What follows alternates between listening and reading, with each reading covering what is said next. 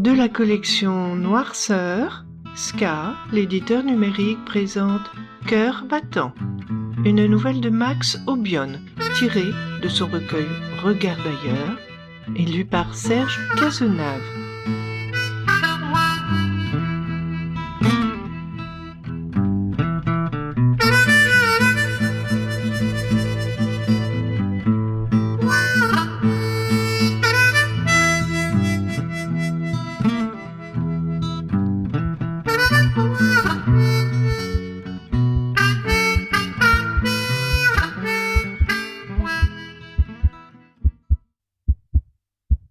Elle passe la pointe de son index sur la verticale de sa cicatrice.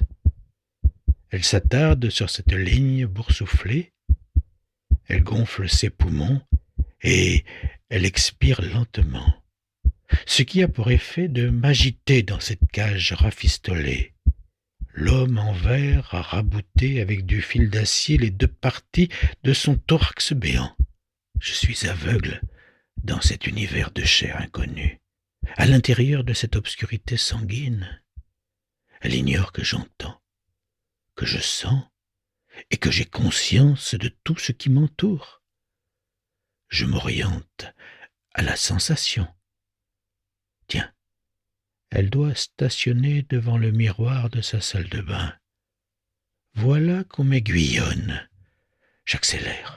Mes ventricules s'excitent, mes clapets clapotent, ça gicle dans les tubulures, flux et reflux, à un rythme qui aurait affolé l'électrocardiomètre. Qu'arrive-t-il ? Des paumes se sont posées sur ses seins. Ses mains, ce ne sont pas les siennes.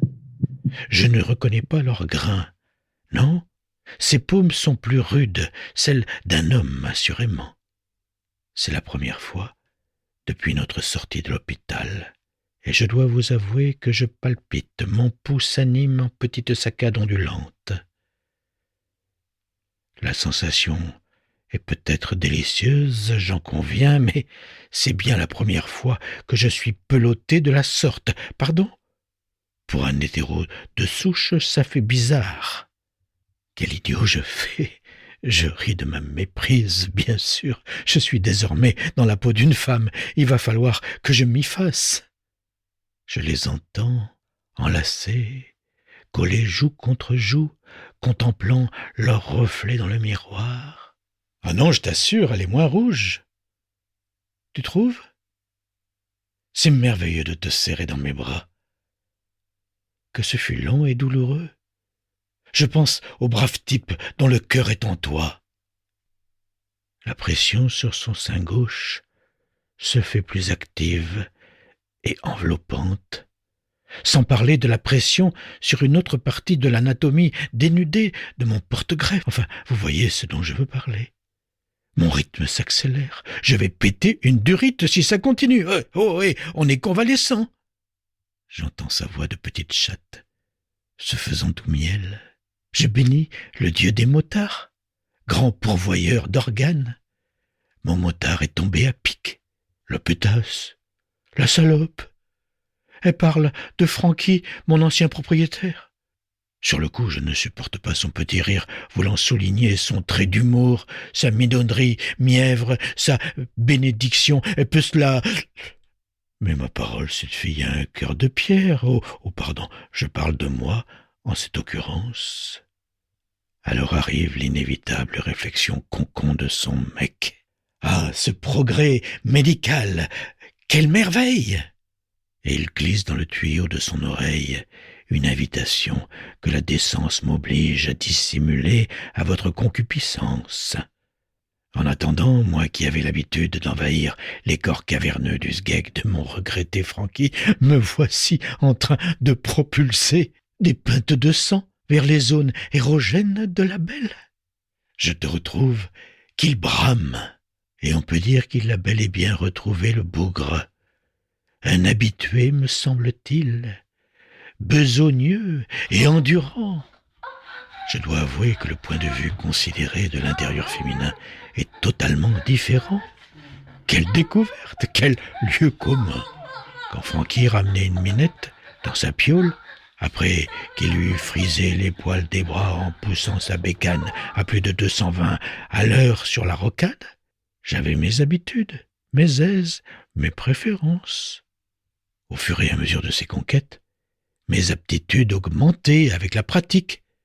Je ne me faisais pas prier, j'envoyais du lourd, des giclées sans retenue, des flots de débordements, car dans la bandaison impossible de promettre, il faut assurer. Je n'ai pas souvenir d'une seule flanelle durant notre cohabitation. Ça aurait été un déshonneur, une flèche plantée en plein myocarde, pire qu'une crise, pire qu'une attaque. Francky et moi, on avait la santé tous les deux. Pour faire reluire les nanas, on n'était pas les derniers. Ah, la nostalgie.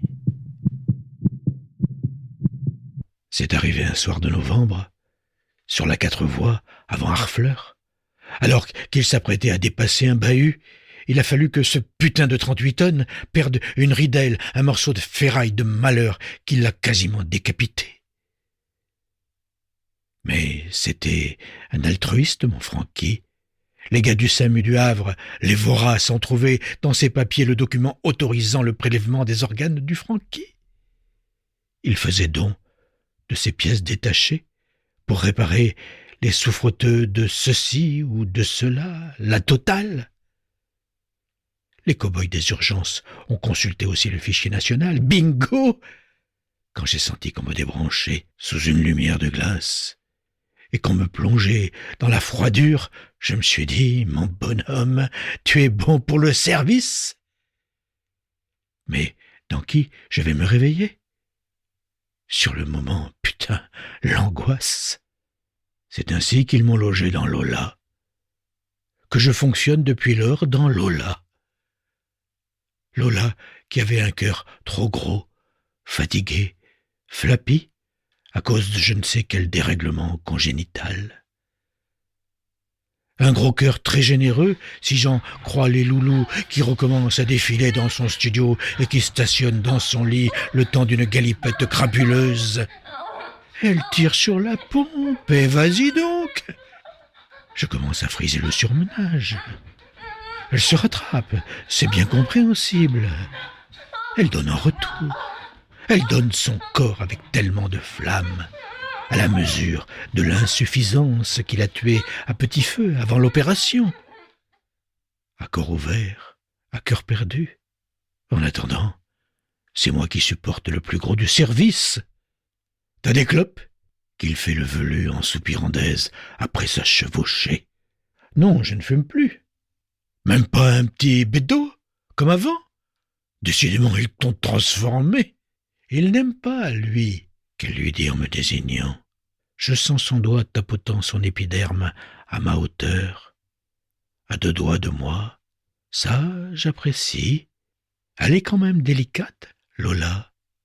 Si je n'aime pas la fumette qui m'embrume, Francky, il était aussi clean là-dessus. Je ne dédaigne pas quelques molécules de scotch ou de tequila, pour être franc, mais les occasions sont encore trop rares. Lola, c'est plutôt bec sucré, genre Coca Light. Quelle horreur! Quand on lui propose un mojito, j'ai envie de lui donner des coups dans la poitrine pour l'inciter à accepter. Il y a 2 jours, elle est tombée dans une embuscade tendue par de vieilles copines qui ont voulu fêter son retour. Et ce soir-là, elle a picolé jusqu'à la porte d'entrée du coma. Et moi, durant des heures, en tressautant dans sa cage, tel un serin alcoolique, j'ai percolé le divin breuvage dans un état nirvanesque jusqu'au petit matin. Comme un matou repu sous la caresse de sa maîtresse adorée, comme un mec ayant pris son pied après 15 ans d'abstinence. Ah, ces bonnes sensations coulaient dans les veines et les artères de ma Lola. J'avais l'impression de revivre les belles bitures de mon Francky. Vous remarquerez que je suis de plus en plus intime avec elle. Et pour tout dire, je me fais à mon nouveau corps et à ma nouvelle maîtresse. Elle est supportable pour une fille. D'autant plus que mes appréhensions s'amenuisèrent lorsque son régime alimentaire commença à dévier. il faut que tu te remplumes, hein, ma jolie, a dit un jour un passager du plaisir, amateur comme je peux l'être, de rondodité, placé au bon endroit selon les canons de la vraie beauté. T'es gaulé comme une crevette anorexique. Tu fais un régime ou quoi? Comme Lola paraissait empassée pour ce bellâtre, elle décida de céder aux tentations culinaires. Cela me réjouit au plus haut point. J'envoyais alors tous les signaux dont j'étais capable, joie, accélération du rythme, palpitation du plaisir papillaire.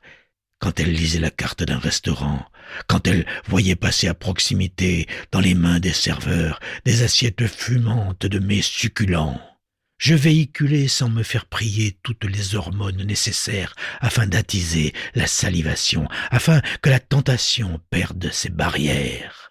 Que son appétit ouvre sa gueule gourmande, qu'elle succombe, bon Dieu, devant un pâté en croûte, devant un bœuf en daube, devant une volaille en demi-deuil, devant un homard thermidor, devant un bar en croûte de sel, devant une tête de veau sauce ravigote, devant une charlotte aux fraises à vacherin glacé. Et je dois dire que sa fourchette, commandée par une envie sans retenue, alla gaiement au point qu'elle dut changer sa garde-robe, passant de la taille haricots verts à la taille courgette bio, du 36 au 44. Ces formes dodues me convenaient parfaitement. J'étais désormais à l'aise dans son corps, replé, et de ce fait, je ne me forçais pas pour le servir abondamment en pompant, en aspirant tout le liquide vital dont elle avait besoin dans le moindre recoin de son anatomie. Mais le plaisir est une maîtresse sévère qui vous rappelle tôt ou tard à la réalité. J'ai commencé à tout sauter, à grincer, à hoqueter, puis soudain à accélérer comme un forcené, puis dans le quart d'heure suivant à me traîner lamentablement de pulsation en pulsation poussive. À cela s'ajoute une certaine hostilité qui règne autour de moi. Dès le départ, les organes qui m'entourent ne m'ont jamais accepté. Je suis un intrus, un pas de chez eux de naissance. J'entends des slogans sur l'air des lampions. On est chez nous, halte au grand remplacement. Lola s'empiffre chaque matin de médocs pour les dissuader de me rejeter comme un réfugié, ignorant qu'ils doivent la prolongation de leur propre existence à mon installation dans le corps de leur maîtresse. Ce sont des connards, et malheureusement, il faut s'en accommoder. À plusieurs indices, je me suis aperçu qu'ils ont passé un accord avec un salopard qui arpente les artères de Lola, un dénommé Colès, un pernicieux qui dépose des saloperies sur les parois. Quand une arsouille du nom de Trigly fit alliance avec lui, j'ai vraiment senti le danger. À eux deux, ils ont commencé à semer leur zone. Désormais, je serre les dents et les fesses, c'est une image, bien sûr. Tiens la cadence Jeannot. Dans mon fort intérieur, je me dénomme ainsi. Bref, ce n'est pas tous les jours la joie. Je fatigue de plus en plus.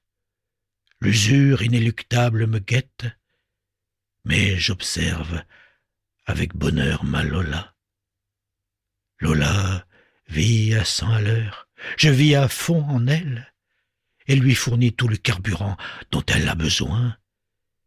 Vivre chaque instant pour vaincre la malédiction de ce savoir mortel, desserrer l'étau de la finitude programmée, repoussant les fadaises des pères la modération. Tel est le credo de ma Lola. Notez la familiarité. Et tant pis si les pisse-froids de la santé nationale et de la comptabilité hospitalière réunis nous font la gueule. Ouvre tes cuisses, Lola, jouis de ton corps de rêve. Ouvre la bouche, Lola, bois ces nectars enivrants, dévore ces mets succulents. Vis, vis, vis, que diable! Merci, la vie. Merci quand même, Toubib, de nous avoir accordé ce répit. Merci, Francky. J'étais bien avec toi. Ta mort m'a donné une nouvelle existence dans cette Lola qui t'aurait tant plu. Je partage mon cœur siamois, une part à chacun, pas de jaloux.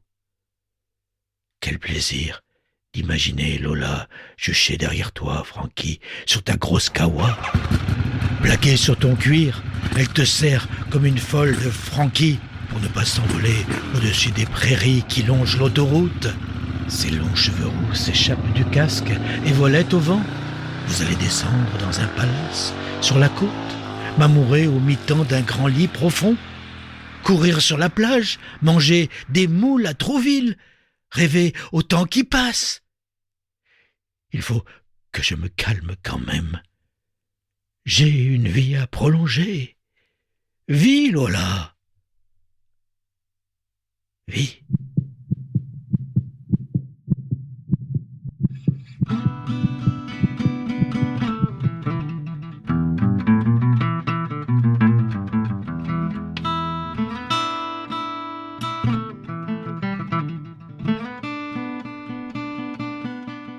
Vous venez d'écouter une nouvelle éditée par Ska, l'éditeur numérique. Ce texte est disponible sur toutes les librairies en ligne.